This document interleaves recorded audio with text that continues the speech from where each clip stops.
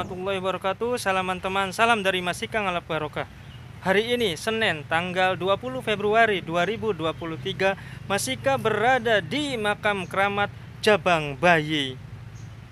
Ikuti perjalanan Mas Ika dalam menelusuri dan membuka wawasan sejarah. Bismillahirrahmanirrahim. Allahumma sholli wa sallim wa barik ala sayyidina Muhammad. Makam keramat Jabang Bayi terletak di Jalan Kesambi Raya, Kecamatan Kesambi, Kota Cirebon. Berdasarkan cerita dari mulut ke mulut menyebutkan bahwa pemakaman ini adalah makam seorang bayi yang jasadnya ditemukan di tengah laut oleh nelayan asal Bugis. Kemudian nelayan itu mendarat di pantai Cirebon dengan tujuan untuk memakamkan jasad bayi tersebut. Sesampainya di darat, nelayan Bugis menemui Prabu Anom guna bermusyawarah terkait nasib jasad bayi ini.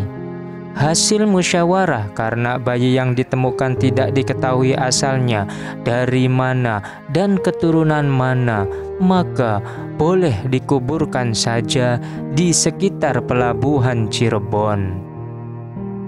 Akan tetapi dalam versi lain menyebutkan bahwa makam Jabang Bayi ini merupakan hasil hubungan gelap dari kisah cinta Pangeran Raja Kanoman dan Nona Delamor. Diceritakan bahwa kisah cinta yang tak direstui sebab harga diri dan perbedaan agama. Kisah cinta terlarang tersebut terjadi pada tahun 1833 Masehi.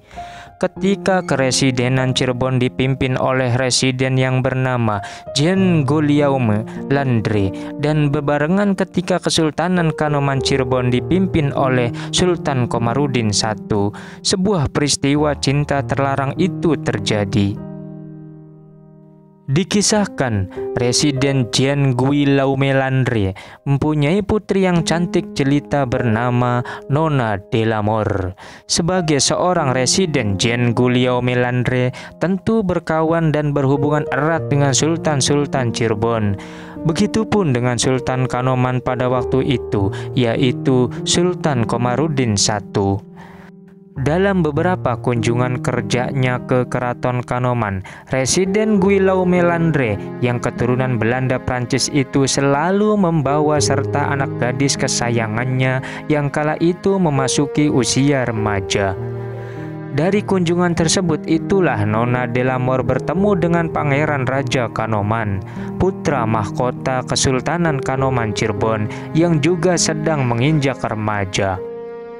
Dari pertemuan keduanya tersebut ternyata keduanya saling mengagumi hingga kemudian menjadi teman. Dari pertemanan itu kemudian keduanya saling mencintai dan jadilah keduanya sepasang kekasih.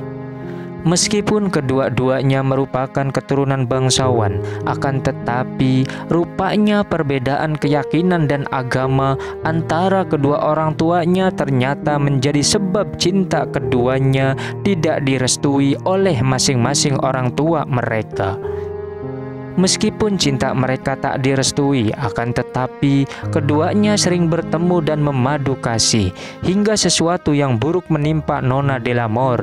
Ia mengandung anak dari kekasihnya. Melihat anak gadisnya mengandung, Residen Jean Guillaume Landry marah besar, bahkan sampai-sampai akan terjadi peperangan antara Belanda dan Kesultanan Kanoman jika saja tidak ada yang mencegahnya.